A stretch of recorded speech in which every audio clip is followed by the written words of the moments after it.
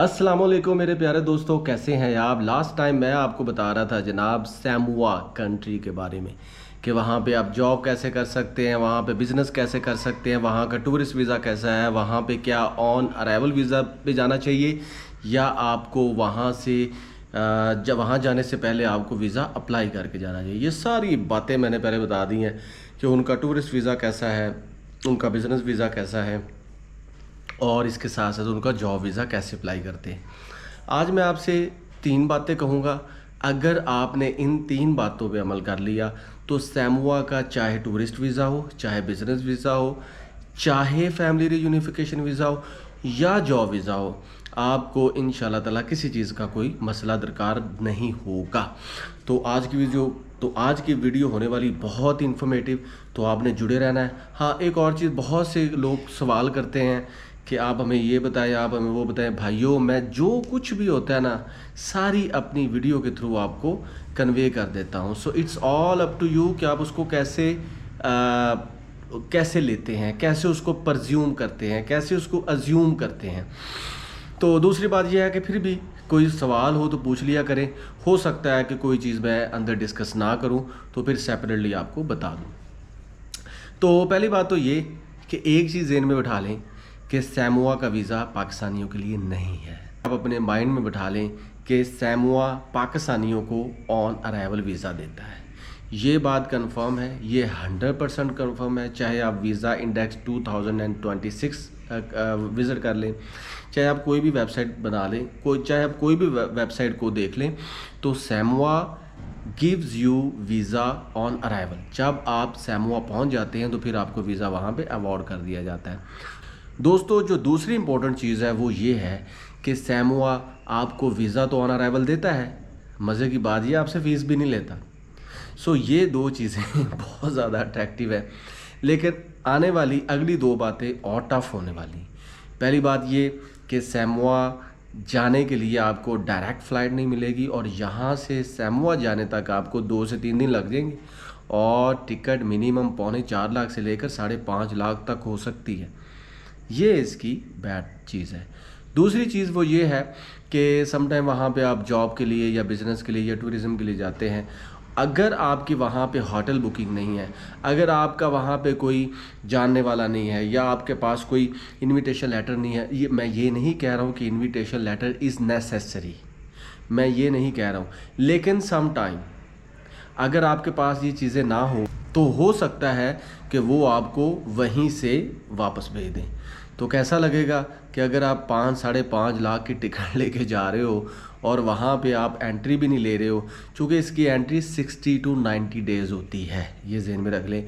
आप वहाँ 90 दिन तक रह सकते हैं और आप वहाँ के इमिग्रेशन डिपार्टमेंट के साथ जाके इसको एक्सटेंड भी कर सकते हैं फॉर 3 months और 6 months एंड ऑल दैट। इसको आप बढ़ा भी सकते हैं। लेकिन अगर इन केस आपका कोई वहाँ पे केस बन गया, कोई रौला बन गया, कुछ मसला हो गया, तो फिर आपको वापस भी डिपोर्ट कर दिया जाएगा। ये 4 चीज़ें हैं। 2 चीज़ें आपके लिए अच्छी हैं, 2 चीज़ें आपके लिए बुरी हैं। अच्छा जी, ये तो था एक पॉइंट। बाकी 2 पॉइंट क्या है, वो ये है कि भाइयों कोशिश ये करें कि आप चाइना या जापान या कोई ऐसा कंट्री जैसे न्यूजीलैंड हो गया या ऑस्ट्रेलिया हो गया, यहाँ जाने से पहले specifically for the business visa, for the job visa आप पहले से अप्लाई कर लो, वो बहुत ज़्यादा बेटर है।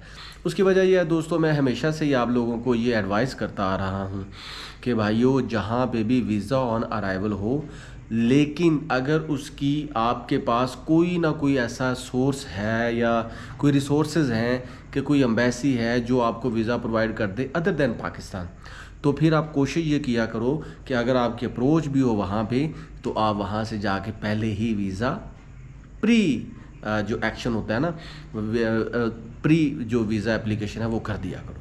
उसकी वजह यह है कि जो वीज़ा आपके हाथ में है ना, वो अथेंटिक है। ठीक है।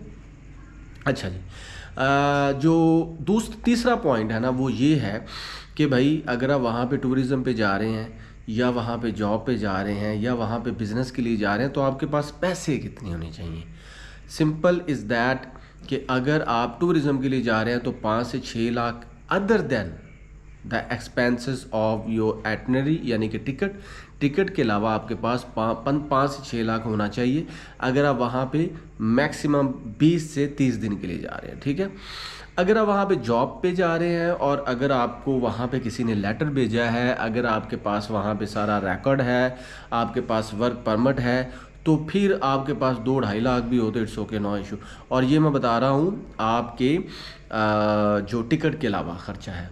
तीसरी चीज़ ये है कि अगर आपके पास वीज़ा है जी बिज़नेस का, अगर आप वहाँ पे बिज़नेस के लिए जा रहे हैं, तो दोस्तों आपकी जो बैंक स्टेटमेंट है ना, नॉट लेस देन 60 लाख या 6 मिलियन लगा लें, और या इन बिटवीन 9 to 10 मिलियन, यानी कि 1 करोड़ के आसपास आपकी बैंक स्टेटमेंट होनी चाहिए।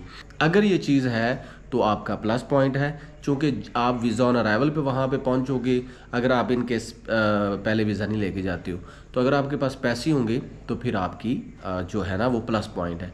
और लास्ट बट नॉट लीस्ट, वहाँ पे ऑस्ट्रेलियन डॉलर भी चलता है और वहाँ पे अमेरिकन डॉलर भी चलता है। क्या वहाँ पाकिस्तानी करेंसी ना लेके जाए, ऑस्ट्रेलियन डॉलर ले जाए या वहाँ पे आप अमेरिकन डॉलर ले जाए। तो ये हैं कुछ सीधा सी बातें, और best of luck for your journey. और भाइयों, as far as me is concern, मैं कोई वीज़ा एजेंट नहीं हूँ, ना ही मैं कोई लॉयर हूँ, आपका दोस्त हूँ, आपका भाई हूँ, आपको गाइड करता रहता हूँ, और यही मेरा डिस्क्लेमर भी है। तो आज तक के लिए बस इतना ही। कोई सवाल हो कमेंट सेक्शन में पूछना मत भूलिएगा, वीडियो को आगे भी पहुँचाएँ, चैनल को सब्सक्राइब करना मत भूलिएगा। अपना भरपूर ख्याल रखें। अल्लाह हाफिज़।